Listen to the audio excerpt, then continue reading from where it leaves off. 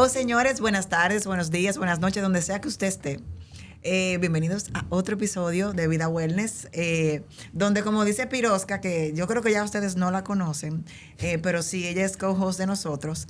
Esto es un podcast para que usted viva en salud, pero sobre todo viva una vida wellness. Yo tenía unos días que no venía por aquí, pero mis excusas son originales. Las de Pirosca, bueno, a veces tengo mis dudas. Pirosca, te queremos, pero casi estamos buscando tu relevo. Dijo aquí el doctor Sadam que vamos a hacer un episodio en alguno de esos sitios donde tú vas para poderte caer atrás. Porque, en algún punto turístico, realmente. Sí, porque no ha habido manera, pero te queremos mucho y te extrañamos. Señores, nosotros hemos hecho, ustedes se recuerdan del episodio pasado, donde nosotros tuvimos un invitado muy especial para nosotros, el doctor Jackson Pérez, y nosotros hemos querido seguir la línea de dar la información a ustedes, nuestros seguidores, porque muchas personas todavía, y yo creo que esa pregunta va a seguir, nos preguntan, medicina funcional. ¿Y cuál es la diferencia? Eso no es medicina igual. Entonces, nosotros estamos tratando de que ustedes tengan una idea de en qué consiste la medicina funcional, integrativa, holística, en qué se diferencia de lo que es la medicina tradicional, porque es la misma base. Bien, es la misma base. Lo único que hay un enfoque diferente. Y por eso nosotros estamos tratando de traer profesionales que estén dentro de la medicina, profesionales doctores, médicos, pero que en su momento, por circunstancias diferentes, porque no todos tienen obviamente la misma base, la misma razón, están haciendo una migración. Se mantienen obviamente dentro de su línea, dentro de su rama, medicina, pero están haciendo ese cambio hacia una mirada más funcional, más integrativa, más hacia, podríamos decir, el core de la medicina funcional, la raíz del por qué. Porque cuando usted busca la raíz del por qué, normalmente usted encuentra una respuesta que tiende a ser un poquito más asertiva en cuanto al tratamiento, al diagnóstico y obviamente a la posterior sanación o remisión de su paciente. Entonces, hemos seguido por esa línea. Tenemos una invitada hoy que ella misma va a explicar qué la hizo inquietarse hacia ese mundo, porque el mundo de la medicina funcional es un gran mundo, es muy extenso. ¿Qué la hizo mirar hacia allá y comenzar a decir, yo creo que esto es un complemento idóneo e incluso efectivo para yo tratar a mis pacientes y conseguir de ellos al final lo que los doctores buscan, que es sanarte, que es verte sano, verte feliz. Entonces yo voy a dejar aquí a mi co-host Sadam para que la presente. Yo pensé que nos iban a tomar en cuenta en el día de hoy. La veo muy motivada con nuestra invitada, que de verdad, algo impresionante, señores. Cuando usted conoce a una persona a través de las redes sociales, que puede conectar con esa persona, conversar de vez en cuando, compartir conocimientos, criterios, es sumamente, vamos a decir, enriquecedor, y tener esa conectividad virtual nos facilita un poco tener esa conversación entre colegas, pero cuando uno puede tener la oportunidad de conocer ese profesional en persona y conversar, uno se da cuenta que el ser humano está diseñado para vivir en sociedad, indistintamente, aunque usted conozca a alguien por la vía virtual. Yo lo invito en el día de hoy a que lo invite a un café, o lo invite a una biblioteca, o a ver alguna obra de teatro, o a tomarse un trago si desea, pero que usted salga de su cuarto, de la pantalla, y conecte con el mundo real. Y para mí es un gran privilegio tener este especialista del área de la fisiatría, un área con la cual me identifico mucho, porque el dolor, sobre todo en las articulaciones, las lesiones, son un tema muy importante en nuestra sociedad. Y justo ayer vi que el número de discapacitados, luego sobre todo de lesiones, no solo lesiones físicas, sino también a nivel de ACV, entre otras patologías, va en aumento cada año. Y esto es una carga para el sistema. Entonces, contar con profesionales de la fisiatría comprometidos en apoyar a ese bienestar del paciente, como bien decía la licenciada Giovanna, es fundamental. Entonces, sin más, Simplemente voy a decir su nombre y después yo voy a dejar que ella le diga todo lo que ella hace, todo lo que ella ha hecho y por qué es esa persona tan maravillosa que cuando yo veo sus historias ahí, que si boxeo, que si corriendo, que trabajando, yo no sé cómo ella lo hace, ella nos va a contar. Y por aquí tenemos a la doctora Marisol. Bienvenida a tu espacio. Es la primera vez que estás con nosotros, así que siéntete como en casa y tanto de Giovanna, de Piroshka y como yo, te damos la bienvenida. Bueno, muchas gracias, Adam. Muchas gracias, Giovanna, por la invitación. Yo soy Marisol Duriñán, como el doctor me presentó, y yo soy médico y hice la especialidad en medicina física y rehabilitación. Tengo 18 años de especialidad y hace 2 años comencé a conocer la medicina funcional. Yo me tocaba mucho cuando Giovanna decía que ¿qué es la medicina funcional? A mí también me pasa incluso con la misma fisiatría, ya que es una especialidad médica, pero es joven. La fisiatría surge después de la Segunda Guerra Mundial, tras los lesionados de la guerra, los lesionados medulares, los amputados, y de ahí surge. Entonces a veces van los pacientes y me dicen, ¿qué es lo que usted es? ¿Usted es ortopeda? ¿Usted es la que me va a dar la terapia? ¿Qué es lo que usted es? Y así mismo también entonces pasa con el mundo de la medicina funcional, a la cual yo llego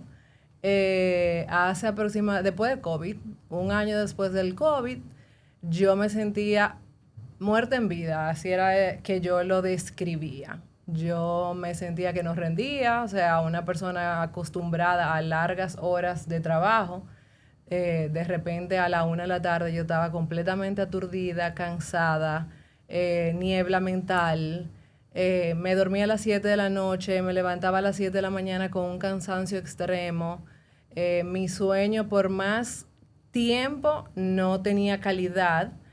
Y yo me sentía mal.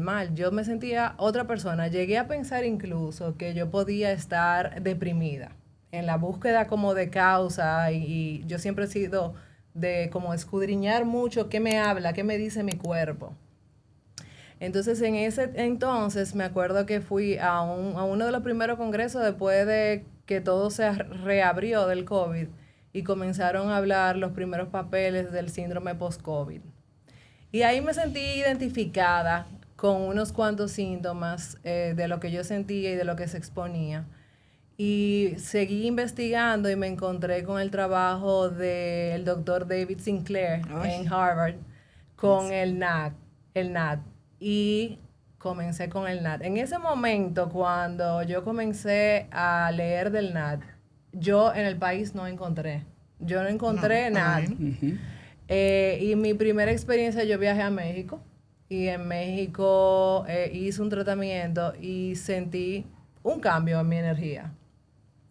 Entonces de ahí seguí investigando, pasé incluso por los pellets, que muchas sociedades lo acribillan, pero yo entiendo que bien indicados, bien investigados, son una herramienta valiosa. A mí los pellets particularmente me devolvieron la vida.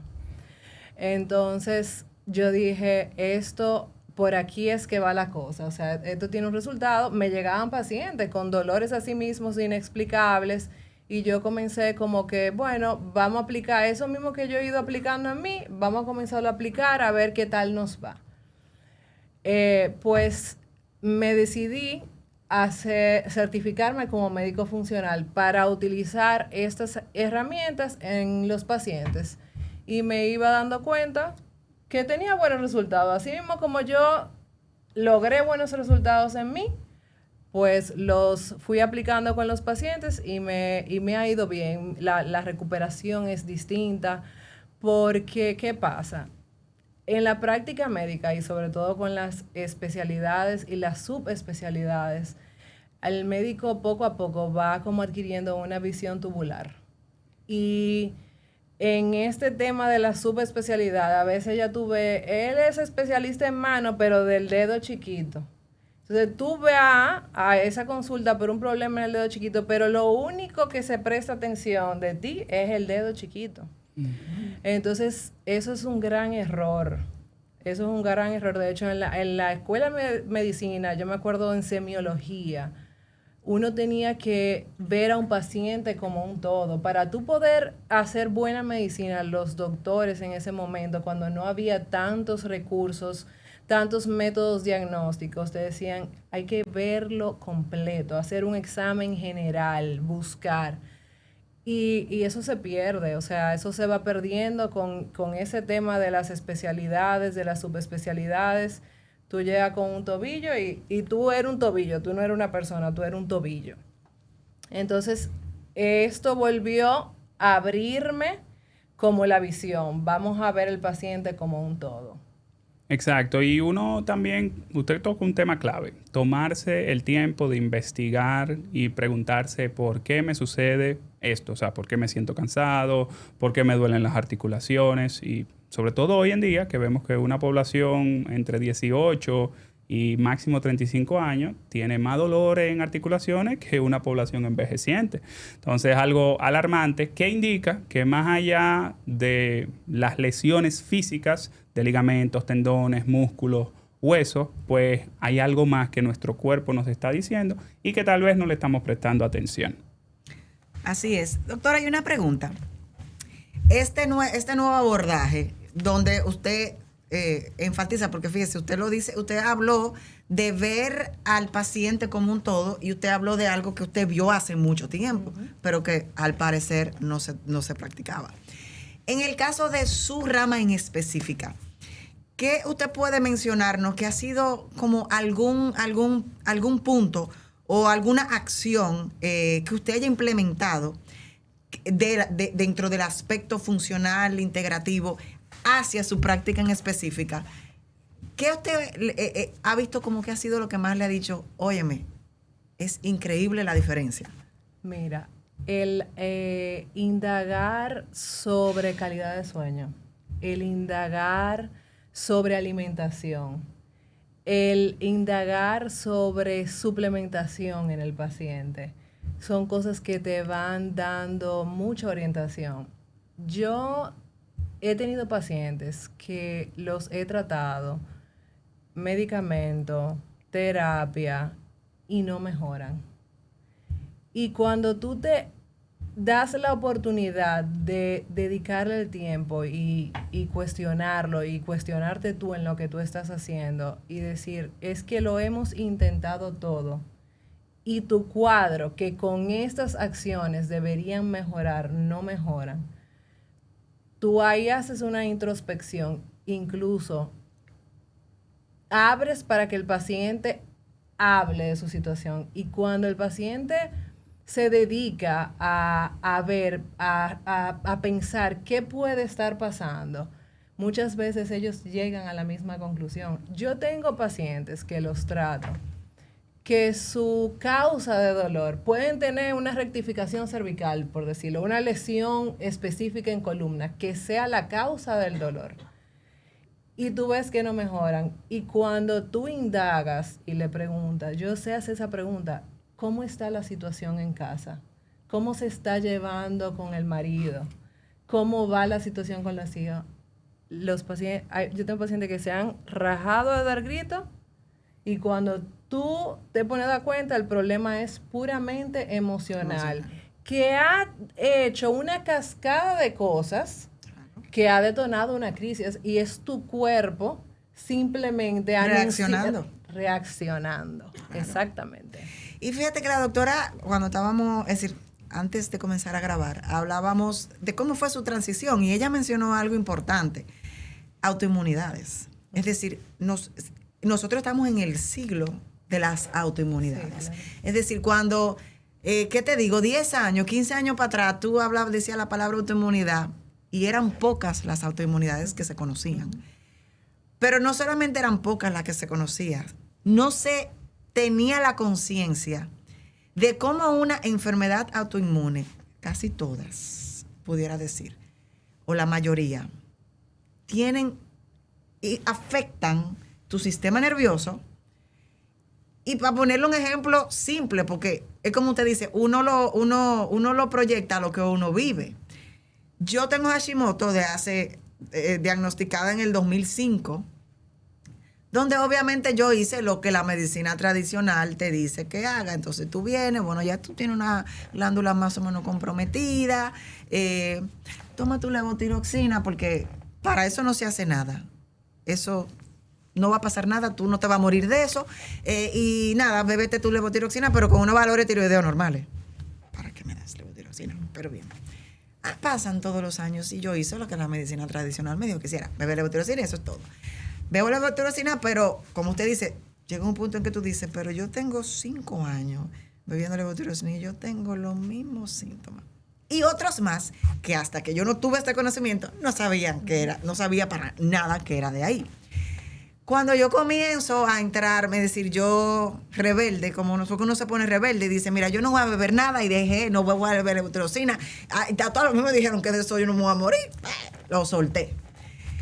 Para que obviamente los síntomas igual siguieran, es decir, dejé la pastilla, igual siguen, la bebo, igual sigue. Y uno llega en un punto, el paciente llega en un punto en que como que ignora, hace como dice, déjame, yo voy a cerrar esta página, aunque yo sienta todo lo que yo sienta. Pero ya a mí nadie me puede ayudar, es decir, ya yo hasta me traté fuera, que lo único que me dijeron, bueno, mira, el tamaño de los nódulos no son como lo que dijeron en Dominicana, pero siga con su pastilla. Bien. Para yo después saber que la mayoría de los síntomas que yo tenía me lo ocasionaba Hashimoto. Enterarme que la cantidad de subluxaciones cervicales que crea Hashimoto era lo que a mí me tenía casi loca. Un dolor, es decir, dolor de cuello horrible, dolores de cabeza que no se me quitaban, este sentimiento de como este nudo, y tú dirías, ¿qué tiene eso que ver con la tiroides? Tiene todo que ver con las tiroides. Entonces, esa es la gran diferencia de tú comenzar a indagar, a comenzar a ver, bueno, las autoinmunidades, ¿dónde se originan? Se originan en el intestino, es decir, tienen un eje intestino-cerebro importante. Usted con su autoinmunidad ya no tiene capacidad de que esos neurotransmisores comiencen a pasar, que ese nervio vago va a sufrir. Y por eso es que el paciente se va identificando y te va diciendo, pero espérate, tú me estás descubriendo a mí, ¿eh? Pero no es ciencia ficción, es decir, y yo digo que a veces no es necesariamente que la medicina tradicional no conozca, es que muchas veces ni siquiera tienen el tiempo de hacerlo. Entonces, cuando este galeno cambia la mirada, comienza a ser más paciente. Ustedes están viendo la diferencia de la doctora. Es decir, yo digo lo mismo con Saddam. Son doctores que son pacientes, que tienen una capacidad como de bajar, porque los médicos normalmente van muy rápido, porque lamentablemente así es que están adiestrados. Y poder profundizar en el por qué y al mismo tiempo el conocimiento que se adquiere en la medicina funcional, donde tú puedes ir más rápido yo no me gusta decir remisiones, porque hay condiciones que no necesariamente tú buscas una remisión. Tú buscas en principio un cese de los síntomas y entonces después tratamos. Pero en el caso específico de su rama, ¿qué usted ha implementado? Obviamente, aparte de todo lo que usted mencionó, abordaje nutricional, abordaje de quién tú eres, qué tú haces en tu vida, decir, desde que tú te despiertas, qué es lo que tú haces, cómo duermes, una suplementación que sea la correcta, porque muchas veces la medicina tradicional tira suplemento ahí sin tener la idea de la sinergia que ese suplemento hace con un medicamento o incluso con una condición. Usted mencionó cuando estábamos aquí, hablábamos de péptidos, porque es fenomenal oír a un doctor hablar de péptidos, porque, vuelvo y digo, no es su culpa, no los conocían, y de verdad, al regirse por estas entidades que son las que te rigen y te dicen lo que tú tienes que hacer, entonces hubo mucho medio. Usted habló de pellets, es decir, usted habló de reemplazo hormonal bioidéntico, es decir, cuántos años vivieron las mujeres, y yo me imagino que eso es algo que usted ve mucho. Porque cuando ese estradiol baja, ¿qué viene? Que viene una osteopenia, viene un degrado a nivel óseo. Pero eso no empieza directamente con eso. Eso empieza, ¿cuánto? 10 años adelante, con síntomas de dolores, de articulaciones. Entonces, definitivamente ese cambio que usted hizo, es decir, le hizo abrir la mente a, bueno, yo sé que, no me gusta usar la palabra dogma, pero esto es para lo que a mí me instruyeron, pero definitivamente. Y yo estoy segura que si usted no lo hubiese visto en usted, probablemente usted no hubiese sido tan resiliente con eso. Uh-huh. Eso es así. Hablando tú de la tiroiditis, a mí me remonta incluso, y no me hizo despertar. Yo tuve ovario poliquístico toda mi adolescencia, o sea, desde los 14 años tratada con ovario poliquístico. ¿Cómo? Pastillas anticonceptivas. Para que deje los ovarios tranquilos. Me Castrarlos. acuerdo como ahora, cuando tú quieras tener hijos, ven. Ven. Y ya yo me gradúo, yo comienzo a pensar, pero ven acá, mis ovarios están de vacaciones, no están haciendo nada. Castrados. Cuando yo quiera que funcionen, ¿quién lo va a aprender? Y me acuerdo que voy donde una ginecóloga que en ese momento tenía mucha experiencia. Y me dice, ¿cómo tú permitiste eso, siendo médico, ya yo me había graduado, de que te trataran así, taparon el sol con un dedo todo este tiempo? Y yo dije, wow, es cierto. O sea, la solución fue esa, una pastillita y poner los ovarios a dormir hasta que yo ahí desperté. En ese momento, yo incluso había lidiado con temas de sobrepeso, o sea... Producto del mismo síndrome de ovario poliquístico, es decir... Pero lo peor de todo, yo iba a nutricionistas que me ponían dietas, que después de que yo fui donde esa ginecóloga, que me chequeó los niveles de insulina que nunca lo habían chequeado, estaban por el cielo, y cambié la dieta, esa dietica de un yogur de 100 calorías, la granolita llena de 60 gramos de azúcares. Cuando cambié completamente esa forma, que vi todos los alimentos que no van con el ovario poliquístico, comencé, en ese proceso hice una dieta semi-keto, proteica con vegetales. Mi vida cambió. Yo bajé de peso y ese yo con el que yo vivía, mis ovarios se regularizaron, todo comenzó a fluir, simplemente target al tema de la resistencia de la insulina. Claro, porque es que el síndrome de ovario poliquístico, porque también es muy confuso. Tú puedes tener el síndrome y no tener quistes, como pasa en la mayoría de los casos, que ahí son los casos donde ellos más se enfocan en cómo no hacer nada. O no hacer nada, sino como usted dijo, date la pastilla anticonceptiva, la castración química, con todos los efectos, porque eso es otra cosa. La medicina funcional no va a descartar la farmacología. No, porque a veces es necesaria. Es decir, yo lo que sí voy a tratar es que esa farmacología que te tengo que poner, si es necesaria, yo voy a contrarrestar los efectos secundarios que va a hacer, porque toda farmacología tiene un efecto secundario. Entonces, ahí es donde yo me tengo que dirigir. Entonces, eso es ese aspecto de la medicina funcional ha hecho que muchos médicos despierten, porque yo siempre relajo mucho con los cardiólogos, yo trabajo con varios y yo le digo, mira, cuando tú le des su antihipertensivo, tú le das su complejo B, porque lo va a perder. Y le das sus electrolitos, porque va a estar en una tiacina, en cualquier tipo de diurético. Y los riñones nos dicen de que no, agua, sal tú, nada más, que yo me voy a quedar con el potasio aquí. No, entonces digo yo, den el fármaco, pero den la contraparte. Entonces, al final, la medicina funcional te enseña que toda acción obviamente tiene una reacción, pero que tú como médico tienes que prever eso.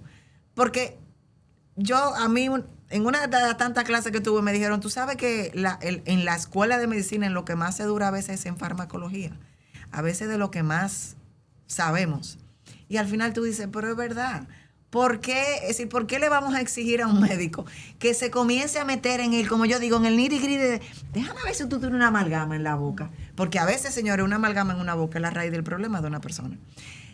Muchas veces no tienen tiempo, pero yo entiendo que hay espacio. Y tenemos aquí una doctora que es practicante en medicina tradicional, pero entrándose ya en la medicina funcional, porque ella misma lo vivió, de que se puede. Yeah. Pero yo me quiero entrar un poquito en su línea. ¿Cómo usted está viendo el nivel de inactividad que el ser humano, o vamos a hablar del dominicano, ha adquirido? Yo diría que eso toda la vida. Eso no es que lo ha adquirido. Yo me sorprendí porque parte de mi formación como fisiatra, yo fui a Puerto Rico Yo roté allá en la Universidad de Puerto Rico y en el Hospital de Veteranos. Somos vecinos. Y yo, parte de las preguntas que hago es el nivel de actividad física. Yo se lo pregunto a todos mis pacientes. Yo me fui de aquí y de 10 pacientes, 2 te dicen, yo camino, pero usted sabe que cuando llueve, cuando se me presenta algo, o sea, caminan muy pocos, o sea, el 80% no hace actividad física. Y yo me sorprendía que cuando yo estaba en Puerto Rico, que hacía el mismo examen físico, yo tenía pacientes de 90 años que me decían, no, yo hago maratones, doctora, yo soy triatlonista, que me trabajó muchísimo porque yo hago ejercicio, pero yo hago ejercicio porque conozco bien los beneficios y porque, como yo le digo, me puso los músculos de mi vejez.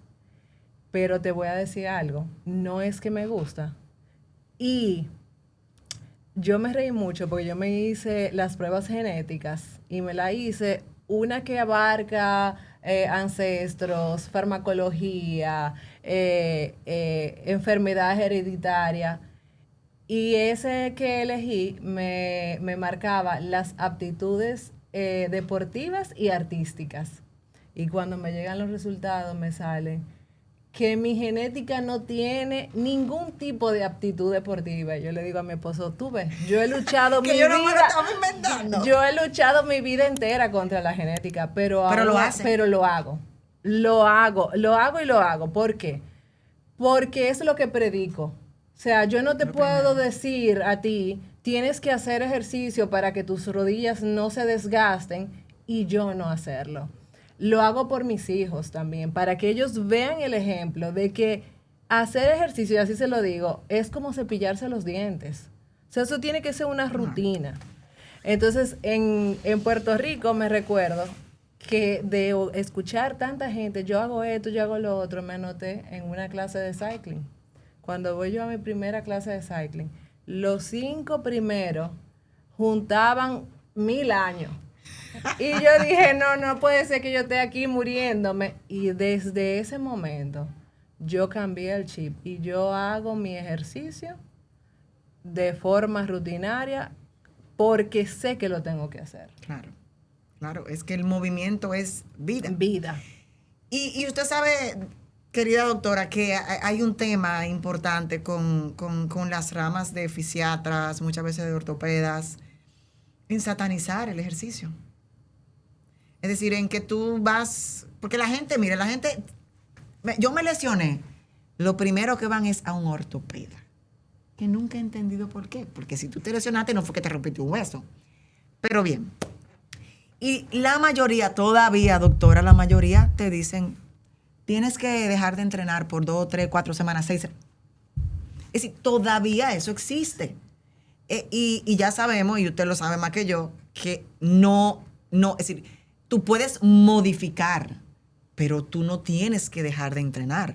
Y algo que yo creo que yo no sé si es lo que usted más ve, rodillas. Dolores de rodillas. Que no todos los casos van a ser lo mismo, no todos los casos van a ser, bueno, como pasa mucho con la rodilla, el problema viene desde la cadera. Pero hay una gran cantidad de personas con dolencias a nivel de rodillas y siempre, en la mayoría de los casos, son maltratadas. Eso es así. Y mucha gente entiende que parar de moverse es lo correcto o con eso se van a sanar y todo lo contrario. Hay mucha patología de rodilla que es con el ejercicio que mejora. La condromalacia patelar normalmente, a menos que la patela esté alta, casi siempre es un problema mecánico, donde la patela roza con los cóndilos femorales atrás. Y la indicación es ejercicio para que se resuelva. Correcto, pero usted sabe que por eso es que es importante que nosotros estemos viendo estos casos, porque la verdad es que a veces, incluso no solo por el hecho de que muchas veces, quizás por desconocimiento, te mandan a pararlo todo, entonces ahí entra la desmotivación de la persona. Entonces me puse a hacer ejercicio y lo que hice fue que me lesioné y ahora entonces estoy, como dicen, estoy jodido. Entonces también eso es importante del mensaje que se le manda al paciente, es decir, es decir, yo necesito buscar la raíz de la causa si en un momento dado tenemos que tratar con algún antiinflamatorio, porque eso es otra cosa. Es como el paquetico, tú viniste con tu lesión, automáticamente tu antiinflamatorio.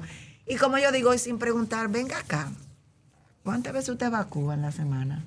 Porque sabemos que todos los antiinflamatorios tienen un impacto importante en la microbiota intestinal. Entonces tú tienes un paciente que lo atiborras de antiinflamatorio y después la persona está con una distensión abdominal que no se le quita, con una disbiosis, con una permeabilidad, todo causada por medicamentos, sin contar las personas que se vuelven que ya no los paran. Giovanna, pero el diclofenac lo venden en el colmado. En el colmado. ¿Usted está entendiendo? O sea, a mí eso me trabaja mucho. Porque es que yo veo muchos pacientes que llegan, incluso 3 antiinflamatorios juntos, y tú dices, pero ¿y quién fue que le puso eso? Yo tengo pacientes que han sabido llegar a mi consulta y yo le pregunto, ¿qué ha tomado? Eritromicina, un antibiótico para el dolor, porque alguien le dijo, tómese eso. Y es bueno, doctora, que es decir, eso sí es un punto que a mí me gustaría que usted aclare. Es decir, dígale a nuestra audiencia, obviamente no puede ser en caso específico, ¿cuándo es correcto el uso de un antiinflamatorio? Mire, el uso de un antiinflamatorio se da después que un dolor sobrepasa 1 o 2 semanas, pero primero uno tiene que intentar, incluso con medios físicos. Si usted hace entrenamiento, yo siempre le digo al paciente, no lo deje, tú baja la intensidad, baja la frecuencia, bájale el peso, inténtalo, pero no me suspenda el ejercicio, que es peor. Claro, el dolor va a ser peor. Sí, el dolor casi siempre empeora si tú al paciente lo detienes completamente. Porque la inactividad, yo siempre le digo al paciente que a veces como que cuestionan, porque dicen, pero que yo siempre he oído que hay que estar en reposo. Si yo me lesioné, tengo que estar en reposo. Yo digo, pero ha cambiado tanto y se ha demostrado y hay tanta evidencia de que el movimiento es salud, que antes tú dabas a luz y eran 40 días de riesgo. Sí. La mujer no podía hacer nada. Inválida. Y ahora tú te hacen una cesárea y a las 2 horas están parándote y venga a caminar. Claro. Entonces ya ha habido un despertar de lo que es el movimiento. Y se sabe que es salud, que es longevidad, que el músculo es el órgano de la longevidad. Claro. Entonces hay que moverse. Claro. Y otra inquietud, porque nosotros siempre mandamos que nos hagan preguntas. La mayoría de las personas está confundido cuando tiene X dolor. Puede ser articular, puede ser muscular. Como que no saben cuál es la primera línea, dónde van a acudir. Entonces, ¿cómo funciona? ¿Tú te lesionaste, te caíste y te doblaste un pie? ¿O tú hace días que te levantaste y te está doliendo aquí? ¿Cuál es la primera línea?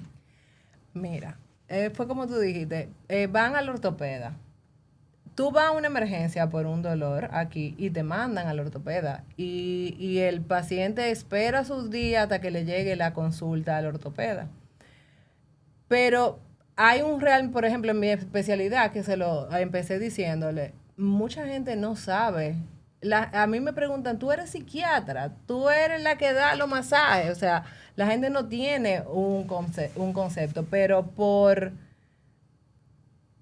lo vieja que es la ortopedia, por la forma en que se da la medicina, las aseguradoras mandan al paciente, tiene que ir al ortopeda. De hecho, te digo, nosotros tenemos problemas como sociedad de fisiatría, en la parte de fisiatría, porque no le autorizan terapia a los pacientes si el ortopeda no la valida. O sea, para que tú veas cómo es la situación a nivel como sociedad. El ortopeda es el que dice, yo me acuerdo que una vez con una ARS, yo le digo, pero... O sea, cuando el ortopeda te dice que hay que operar y el fisiatra te manda un documento que quizá con terapia el paciente mejora, ¿por quién tú te decides? Porque si él es que tiene que autorizar que yo dé la terapia, ¿cómo tú tomas la decisión de autorizar la cirugía si él lo está solicitando? O sea, es un tema complicado y complejo. Que tiene muchas aristas que a veces los pacientes no entienden. No lo entienden, pero nosotros como sociedad en la parte de fisiatría y también vocera de la parte funcional, yo ahora tengo una línea, por ejemplo, en mi Instagram de mucha publicación de la parte funcional, porque es haciendo conciencia y es educando que la gente se entera. Ya gracias a Dios, nosotros hemos ido logrando a través de esto, posicionamiento, educación al paciente, en redes presentes, dando conferencias, para que el paciente sepa que hay otras especialidades que manejan dolor, que manejan lesiones. Y ya la gente hace conciencia. Ya te llegan, antes era, todos tus referimientos eran por ortopedia. Ya no, ya los pacientes llegan solos. Claro. No, y ya con esta inclusión, ya no solamente, es decir, ya yo creo que escapa a un ortopeda, es decir, entra hasta un internista, entra un reumatólogo. ¿Por qué? Porque condiciones como la artritis reumatoide tienen muchas aristas. Totalmente. Y el abordaje de un fisiatra es súper importante en cualquier autoinmunidad. En cualquier autoinmunidad. Desde lo que yo mencioné ahorita hasta muchísimas aristas a nivel de la columna. Entonces, es bueno que la gente entienda, porque, mire, le digo la cantidad de gente que yo veo que en mi assessment, cuando llegamos a un punto que hablamos, que hablamos y me dicen, bueno, sí, yo tengo, donde me declaran, yo tengo dolor de espalda, me da dolor de rodilla o dolor de codo, pasa mucho. Lo primero que yo le digo, ¿has visto un fisiatra? Y siempre me dicen, no, porque yo fui un ortopeda, pero tú no tienes hueso roto, ¿verdad? No, mi futuro paciente. Es decir, tú tienes que ir a un fisiatra. Pero ¿qué es lo que un fisiatra? Siempre hay esa confusión. Y también hay la confusión entre el fisiatra y el fisioterapeuta. Sí. También la gente a veces se confunde con el quiropráctico, que la verdad son ramas muy parecidas, pero incluso el tiempo de estudio es totalmente diferente. Pero son ramas que definitivamente, yo le decía a Sadam, digo, mira, de la mayoría de los tantos médicos en todas mis certificaciones que yo tuve, siempre me llamaba la atención que había muchos doctores que después que eran doctores se metían a la medicina funcional, hacían quiropráctica. Yo decía, pero por quiropráctica, y después entendí el porqué. Y tiene una correlación con la mayoría, si no todas las enfermedades crónicas. Lo mismo con la fisioterapia. Sí, y la acupuntura también. Uh-huh. Entonces, sí, la gente, eso era bueno aclararlo, porque la gente tiene mucha confusión. Es decir, aquí la gente, para cualquier dolor articular, lo que piensa es en un ortopeda, y obviamente ya entendemos por qué. No es de la nada. Entonces, yo creo, doctora, que para cerrar, ¿qué me gustaría a mí? Que usted le hable un poquito a las personas de cómo, haga un pequeño símil de cómo es, cómo usted lleva sus consultas.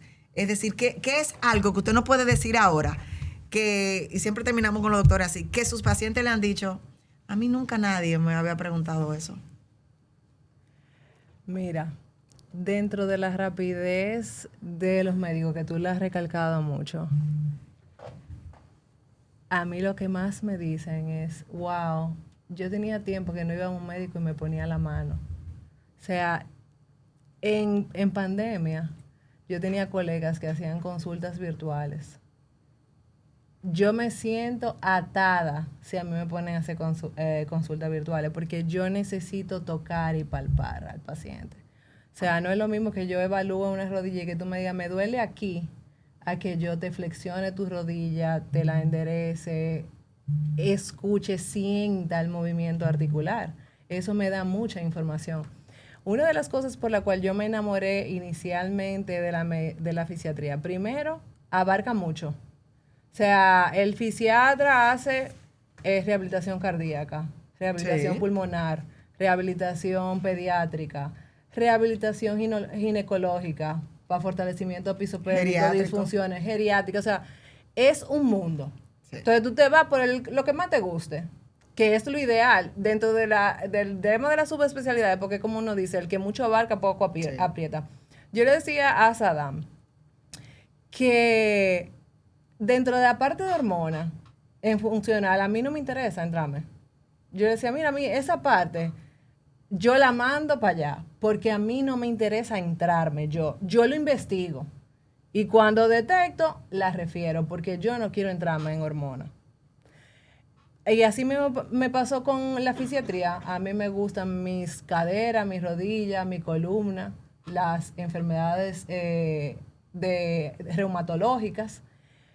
Y también pasa que eso mismo tú puedes en la fisiatría diagnosticar con tu mano. Yo me puedo ir para el lugar más inhóspito y con el examen físico que aprende a hacer el médico fisiatra, tú haces mucho diagnóstico sin necesitar una resonancia magnética. Tú lo haces. Que ahora la dinámica es que el paciente lo quiere, que la ARS no te aprueba si no lo tiene y te lleva a eso. Pero muchas veces ya yo tengo el diagnóstico en mis manos con lo que yo vi, con lo que yo evalué. Y simplemente es una prueba complementaria como debería de ser. Lo que pasa es que ahora es eso primero y no importa lo que diga el médico. O sea, por decirte algo sencillo, el túnel carpiano. El túnel carpiano, el diagnóstico es clínico. Si tú te quieres operar del túnel carpiano, sin una electromiografía no te la aprueban la cirugía, la ARS. Y la electromiografía es un estudio bastante doloroso, con electricidad y aguja para evaluar cómo está funcionando el nervio. Wow. Pero es puramente clínico el diagnóstico. Eso está en todos los libros. Pero lamentablemente la medicina se ha vuelto un poquito difícil por todas las intrínculas que hay. Sí, muchos engranajes, sí. Y luego, señor, le digo, y muchas veces uno ve al médico porque es la cara. Pero atrás de esa cara hay una respuesta que te está dando que no depende de ti. Yo me reí mucho cuando yo descubrí que en Estados Unidos es mandatorio para cualquier médico primario que si te ven los valores de colesterol por encima de 200, es mandatorio que te indique una estatina.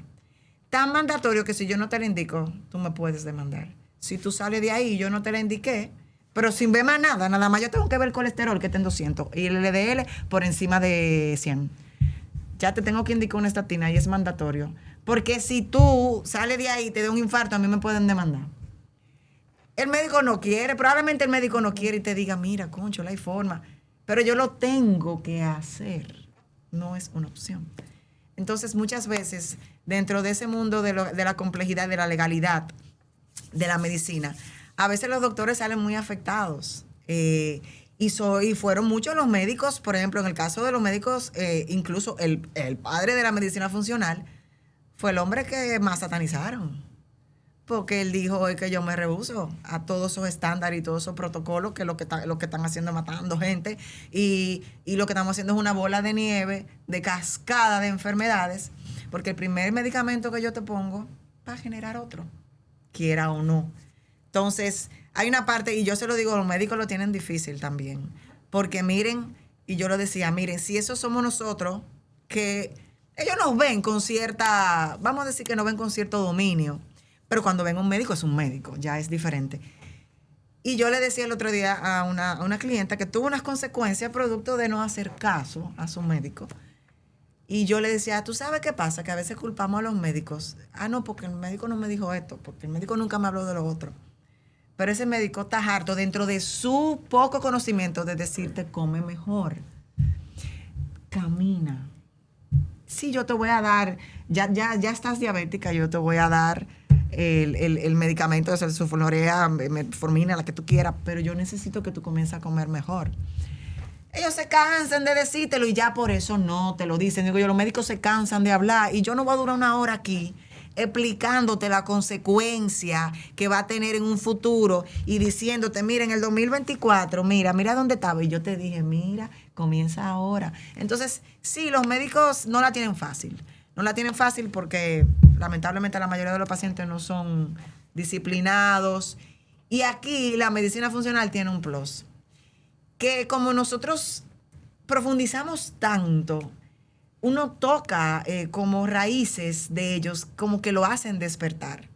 Y yo digo que eso es como un regalo. Que yo estoy segura que usted, en la medida en que usted comience a incursionar y a practicar de manera funcional, usted se va a ir dando cuenta. Y ya para el caso de ustedes que son médicos, obviamente ya tienen un beneficio enorme alante de lo que apenas somos practicantes. Entonces, yo creo que aquí hablamos de todo un poco. Es importante que ustedes se queden, que yo creo que eso es lo muy importante de todo lo que hemos hablado aquí, con qué es la fisiatría. Eso es una confusión grandísima. Yo con esto no estoy pormenorizando a los ortopedas. Los ortopedas tienen su momento y su lugar, pero no son la primera línea de approach para una lesión, para un dolor crónico, para un dolor agudo de cualquier parte de su cuerpo. La primera línea es un fisiatra, porque el ortopeda ve algo más macro. Específicamente hueso, puede ver tendones, pero normalmente la estadística nos dice que las personas empiezan por cosas pequeñas. Y esas cosas pequeñas obviamente se van poniendo más grandes, y ahí es donde entra un fisiatra. Y ustedes vieron la gran cantidad de aplicaciones que la fisiatría tiene. Y en este caso, si usted necesita un fisiatra, usted tiene aquí una, porque ustedes que son nuestros seguidores, nosotros tenemos un público que la mayoría, yo no diría que sí todos, están muy enfocados en ese cambio, en el cambio de entender que hay una parte de la medicina que no necesariamente busca tratar con una farmacología, que trata de buscar el por qué esta persona generó. Obviamente, ya si es un accidente ya es otra cosa, pero hasta incluso ahí, porque cuando usted tiene una persona que se lesionó, que tiene un accidente, la cantidad de terapias que la medicina funcional incluye, lamentablemente todavía la medicina funcional, yo te voy a poner algo simple, una terapia de luz infrarroja. Es decir, eso es un aspecto que para un fisiatra eso es un aliado fenomenal, así como lo es en un momento que tú tengas un accidente, en una cirugía. Es decir, el poder de regeneración de tissues y de fibras que tiene, es decir, eso es fenomenal. Y todo eso, tenemos que decir la verdad, lo ha traído la medicina funcional. Y ni voy a hablar de los péptidos, que son milagrosos. Es decir, y la doctora conoce de péptidos, es importante, porque eso es una pregunta ahora que todo el mundo tiene. ¿Péptidos? ¿Qué es lo que son péptidos? ¿Con qué se come? ¿Qué es lo que es? Pero son moléculas poderosas que van a cambiar como se ve, como se está viendo, lo que son tratamientos en muchos sentidos y sustitución de muchos fármacos, con un outcome obviamente totalmente beneficioso para los pacientes. Es decir, que si usted que nos escucha anda con cualquier tipo de dolencia articular, cualquier tipo de lesión, las lesiones mientras usted más la deja envejecer son más difíciles, no significa que no se puede. Agarre las cosas temprano y obviamente vaya donde un profesional que tenga esta mirada funcional, porque usted puede estar seguro que probablemente, porque no necesariamente tiene que ser siempre, usted va a tener un resultado más efectivo e incluso pudiera ser incluso hasta más rápido. Así que gracias, doctora.